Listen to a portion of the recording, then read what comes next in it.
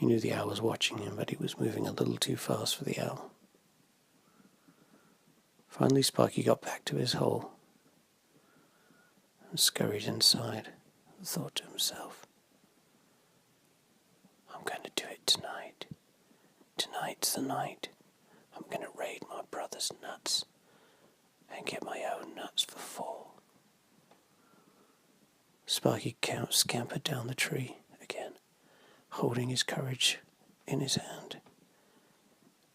And there was his brother sleeping in front of the nuts.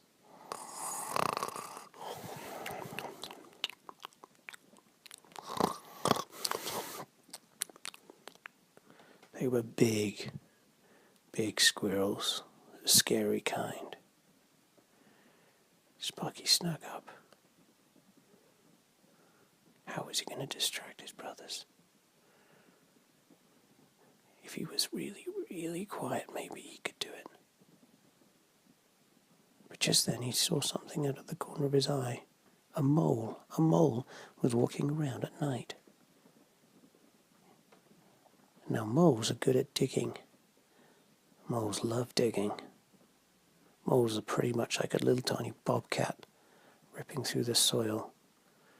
Sparky walked over. With his fresh courage, he didn't mind asking him a question. Hello, my name's Sparky, and Say, what's your name? Sparky. Sparky could barely understand what the mole was saying. He was like from a different country or something. Say, my name's Ian the mole, and I like to dig, and I stutter a little bit. Sparky said. I don't stutter, I'm just scared all the time, but I've got courage. Look, see, I've got a courage stone. Say, wow, that thing is beautiful. What can I do for you, son? Well, Sparky told him the story of how his brothers had stolen his nuts and how he just hadn't really had the courage to get them back, and fall was coming and he needed to have nuts to hibernate to survive. And well, when it got to the crux of the story, he said, I was wondering whether you would dig a tunnel for me over to where my nuts are so I can smuggle them through your tunnel. Well, hell, boy, that sounds like that's a serious undertaking. But I like it. I like it a lot. You got spirit there, son. And I think I could do it for you. Can I start now? You can start right now. It would be amazing, said Sparky. Oh, you wouldn't have believed it if I didn't tell you, but if I didn't tell you, you still wouldn't have believed it. That little guy, Ian, went like the clappers, whistling. Sending down in the river where I didn't know then. I didn't my mother on a long day's train, 'cause I come from man, am a little insane. And he just sang that song, and then he went like the clappers all the way down.